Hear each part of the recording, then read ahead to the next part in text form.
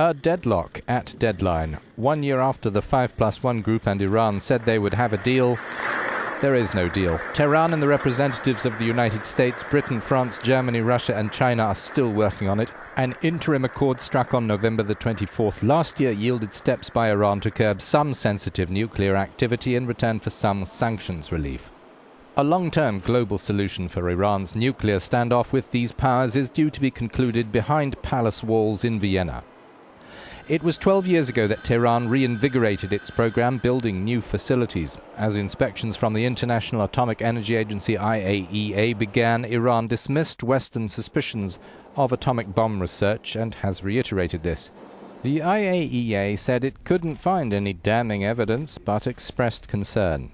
Iran in 2003 accepted opening up a broad dialogue with the US, but the Bush administration rejected it. Iran started building another reactor in 2004, but in the autumn announced a voluntary, temporary suspension of its uranium enrichment after pressure from the European Union.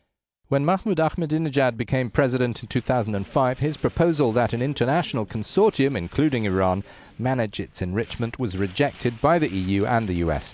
Enrichment resumed. In December 2006, the United Nations Security Council imposed sanctions, which were later expanded and extended.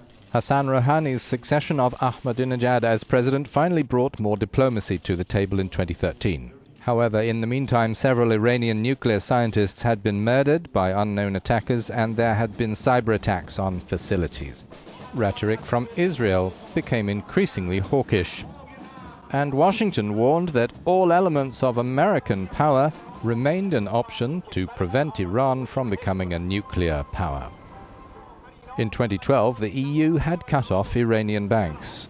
The sanctions weighed heavily on the Iranian economy, while at the same time the crises in Iraq and Syria brought unprecedented political and other cooperative advances between Tehran and the West.